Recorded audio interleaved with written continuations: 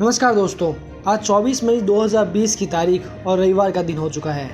आइए फटाफट अंदाज में देख लेते हैं आज की बड़ी खबरें। सबसे पहले बात करेंगे एक बड़ी खुशखबरी की, जिसकी पूरी दुनिया को इंतजार है। चीन की वैक्सीन AD5 का इंसानों पर परीक्षण पूरा हो गया है और इस वैक्सीन ने इंसानों में एंटीबॉडी तैयार कर ली है। इस बड़ी खबर को आपको विस्तार से बताएंगे। इसके अलावा आपको बताएंगे कि कोरोना ने भारत में अब तक के सारे रिकॉर्ड तोड़ दिए हैं। साथ ही अगर आप आने वाले दिनों में ट्रेन या हवाई की यात्रा करने जा रहे हैं तो इनकी टिकट बुकिंग से जुड़ी अपडेट से आपको रूबरू कराएंगे। और अगर 1 जून से चलने वाली स्पेशल ट्रेनों में आपकी टिकट RAC और वेटिंग है तो उसका क्या होगा ये भी बताएंगे। इसके अलावा अगले 10 दिनों में सरकार 2600 श्रमिक ट्रेनें चलाने जा रही है, इस पर भी आपको अपडेट करेंगे। वही खबरें हैं कि कोरोना काल में सरकार निजी संपत्तियों को कब्जे में ले सकती है। क्या है ये पूरी खबर आपको विस्तार से बताएंगे। इसी तरह दिन भर की तमाम बड़ी खबरों से आपको अपडेट करेंगे। तो आइए जानते हैं आज की दिन भर की बड़ी खबरें। लेकिन उससे पहले आपसे गुजारिश है कि हमारे चैनल को सब्सक्राइब जरूर कर लें और इस वीडियो को लाइक और शेयर जरूर कर दें। चलिए रुक करते हैं आज की पहली बड़ी खबर की ओर। चीन की वैक्सीन AD5 का इंसानों पर परीक्षण, जानिए आगे क्या फैसला लेगी दुनिया। कोरोना वायरस से जंग लड़ रही दुनिया के लिए अच्छी खबर है। चीन की कोरोना वैक्सीन AD5 का 108 वॉलंटियर्स पर परीक्षण अब पूरा हो चुका है। इस वैक्सीन ने इंसान के अंदर रोग प्रतिरोधक क्षमता को सुरक्षित तरीके से बढ़ाया है। इसके कोई साइड इफेक्ट भी नहीं देखे गए। एक्सपर्ट्स का कहना है कि ये चीनी वैक्सीन संक्रमण से बचा सकती है। इस वैक्सीन से एंटीबॉडी तो बन रही है, लेकिन उतनी मात्रा में नहीं जिससे वायरस खत्म हो जाए। इसलिए इस पर अभी और रिसर्च करने की ज़रूरत है। ऐसे में अभी निश्चित रूप से कुछ भी कहना जल्दबाजी होगी, लेकिन हाँ, ये वैक्सीन पूरी दुनिया में सबसे आगे चल रही है। आइए आगे बढ़ते हैं दूसरी बड़ी खबर की ओर। अब जान लेते हैं कि देश और दुनिया में कोरोना पॉजिटिव के कितने मरीज हो चुके हैं। दोस्तों, कोरोना का कहर दिनों दिन बढ़ता ही जा रहा है। वैसे तो भारत पहले ही कोरोना संक्रमितों के मामले में पूरे विश्व में 5वें नंबर पर पहुँच चुका है। वहीं कोरोना ने एक बार फिर भारत के सारे रिकॉर्ड तोड़ डाले हैं। बीते 24 घंटों में कोरोना वायरस के 6700 नए केस सामने आए हैं और स्वास्थ्य मंत्रालय के आंकड़ों के मुताबिक भारत में इस वक्त कोरोना मरीजों की संख्या 1,31,868 हो गई। एक्टिव मामलों की संख्या 73,560 हो गई है और 54,441 लोग स्वस्थ होकर घर लौट चुके हैं। वहीं भारत में अब तक 3,867 लोगों की मौत हो चुकी है। अगर पूरी दुनिया की बात करें तो पूरे विश्व में कोरोना मरीजों की संख्या 53,13,852 हो गई है, जिनमें 21,12,897 लोग ठीक हो चुके हैं। वहीं 3,42,147 लोगों की मौत हो चुकी है। स्वास्थ्य मंत्रालय ने प्रेस कॉन्फ्रेंस में यह भी बताया कि कोरोना वायरस से देश में 14 से 29 लाख मामले हो सकते थे और 37,000 से 78,000 लोगों की मौतें हो सकती थी, लेकिन ऐसा नहीं हुआ क्योंकि हमने समय रहते लॉकडाउन कर दिया था। आइए आगे बढ़ते हैं तीसरी बड़ी खबर की ओर।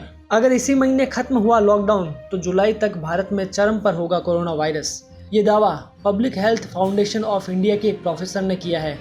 WHO के साथ करीब 6 साल तक काम कर चुके डॉक्टर बाबू का दावा है कि अगर 30 मई को लॉकडाउन हटाते हैं तो हम जुलाई मध्य के करीब संक्रमण की पीक पर होंगे, क्योंकि इसके लिए आपको 3 इंक्यूबेशन पीरियड से गुजरना होगा, जो करीब 1.5 महीने बैठता है। उन्होंने कहा कि इतना समय ये जानने के लिए पर्याप्त होगा कि नियंत्रित नहीं किए जाने की स्थिति में ये बीमारी कैसे फैलती है। चलिए जानते हैं आज के दिन की चौथी बड़ी खबर क्या है। 1 जून से चलने वाली स्पेशल ट्रेनों में RAC और वेटिंग टिकट का क्या होगा। रेल और गृह मंत्रालय की शनिवार को संयुक्त प्रेस कॉन्फ्रेंस आयोजित की गई, जिसमें रेलवे बोर्ड के अध्यक्ष विनोद कुमार यादव ने बताया कि 1 जून से चलने वाली स्पेशल ट्रेनों में अगर किसी यात्री की टिकट वेटिंग में है तो कैंसिल हुई टिकटों में से उसे टिकट दी जाएगी। इसके लिए उन्हें इंतज़ार ही करना होगा। सिर्फ कंफर्म टिकट से ही यात्रा की अनुमति दी है। साथ ही रास्ते में किसी यात्री को चढ़ने की अनुमति नहीं है, इसलिए RAC टिकट के कंफर्म होने की पूरी संभावना है। वहीं रेलवे ने एक और राहत की खबर दी है, वो ये कि राजधानी एक्सप्रेस के 15 रूटों पर चलाई जा रही विशेष ट्रेनों में अब 7 दिन की बजाय 30 दिन की अग्रिम बुकिंग करा सकते हैं। हमारी 5वीं बड़ी खबर भी ट्रेनों से जुड़ी है, वो ये कि सरकार अगले 10 दिनों में 2600 स्पेशल ट्रेनें चलाएगी। रेल और गृह मंत्रालय की संयुक्त प्रेस कॉन्फ्रेंस में रेलवे बोर्ड के अध्यक्ष विनोद कुमार यादव ने यह भी बताया कि आने वाले 10 दिनों में 2600 ट्रेनों के शेड्यूल तय किए गए हैं। इनमें स्पेशल श्रमिक ट्रेनों से 36 लाख प्रवासी यात्रा करेंगे। वहीं सामान्य स्थिति की बहाली की दिशा में रेलवे मंत्रालय की तरफ से 200 मेल एक्सप्रेस ट्रेनें चलाई जाएंगी। छठी खबर हवाई यात्रा करने वाले लोगों के लिए है, वो ये कि देश में 25 मई से शुरू होंगी घरेलू और जुलाई से शुरू हो सकती है इंटरनेशनल फ्लाइट्स। ट्रेन सेवा शुरू करने के बाद सरकार जल्द ही घरेलू और अंतर्राष्ट्रीय हवाई सेवा भी जल्द शुरू करने जा रही है। नागरिक उड्डयन मंत्री हरदीप सिंह पुरी ने बताया कि सभी एयरपोर्ट और एयरलाइंस को 25 मई से क्रमिक रूप से घरेलू उड़ानें शुरू करने के लिए सूचित किया गया है। मंत्रालय जल्द ही इन यात्रियों की आवाजाही के लिए गाइडलाइंस अलग से जारी करेगा। वहीं अगर कोरोना वायरस के संक्रमण की रफ्तार जून तक कम हो जाती है तो सरकार 25 मई से अंतर्राष्ट्रीय हवाई सेवाएं भी शुरू कर सकती है। आइए रुख करते हैं 7वीं बड़ी खबर का। क्या हवाई यात्रियों को किया जाएगा क्वारंटाइन? 25 मई से शुरू होने जा रहे विमान सेवाओं को लेकर सबसे बड़ा सवाल यही है कि यात्रियों को क्वारंटाइन किया जाएगा या नहीं।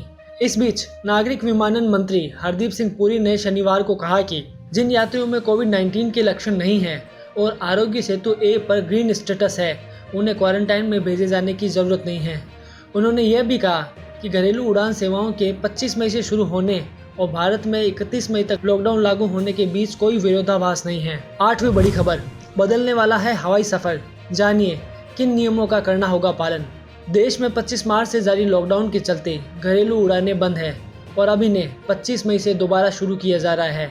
एयरपोर्ट पहुंचने से लेकर विमान में बैठने तक कई नियम बनाए गए हैं जिनका यात्रियों को पालन करना होगा। इन नियमों में social distancing, Aarogya Setu app का होना जरूरी होगा। वहीं अंदर दाखिल होते समय न सिर्फ हाथ बल्कि जूते भी सैनिटाइज करने होंगे। इसके अलावा अब कियोस्क मशीन से लेना होगा बोर्डिंग पास और सामान भी खुद बैगेज में डालना होगा। वहीं हर 10 मिनट में बदली जाएगी एयरपोर्ट के अंदर की हवा। तो इन तमाम बातों का ध्यान में रखते हुए आप हवाई यात्रा कर सकते हैं। 9वीं बड़ी खबर में आपको बताएंगे कि क्या वाकई सरकार निजी संपत्तियों पर कब्जा करने वाली है।